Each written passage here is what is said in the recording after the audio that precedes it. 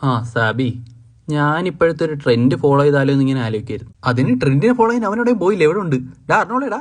അയ്യോ ആ ട്രെൻഡ് അല്ല, ഈ പ്രീമിയർ ലീഗിലൊക്കെ ഇപ്പോൾ കോച്ചിനെ പറഞ്ഞു വിടുന്ന സീസണാണ്. ആഹാ, അതുകൊണ്ട് സാബി ഫുഡൊക്കെ കഴിച്ചായിരുന്നോ? ആ കഴിച്ച്, നല്ല ഒട്ടക മന്തി. ആ എന്നാ ഇത് ലാസ്റ്റ് സപ്പറാ, നാളത്തെ സൂപ്പർ ഫാസ്റ്റിനെ പൊക്കോളണം. ഓക്കെ. ഏ സാറേ, അതെങ്ങനെ ശരിയാവും? താനായിട്ട് പോയ മ്യൂച്വൽ എഗ്രിമെന്റിൽ പോയി എന്ന് പറയാം. ഇനി ഞങ്ങളായിട്ട് പുറത്താക്കുവാണെങ്കിൽ സാക്കിടന്ന് എഴുതേണ്ടി വരും. എന്ത് വേണമെന്ന് താൻ തീരുമാനിച്ചു. ഓഹോ, അപ്പോൾ ഇത് സീരിയസ് ആയിട്ടാണോ? ആണെങ്കിൽ കൊള്ളാം. അല്ല, ഒരു പേര് തമാശ എനിക്ക് ഇഷ്ടമല്ല. എന്നെ ആരും പുറത്താക്കണ്ട, ഞാൻ പൊക്കോളാം. അതാ തനിക്ക് ഞങ്ങൾക്ക് നല്ലത്.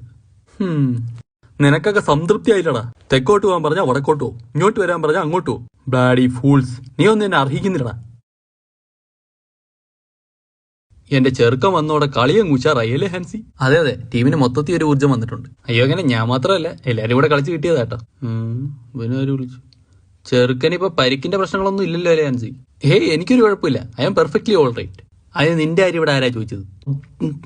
അപ്പൊ ആ ചെറുക്കൻ ഞാനല്ലേ? ഞാൻ എന്റെ റാഫി മോന്റെ കാര്യം തിരക്കിയത്.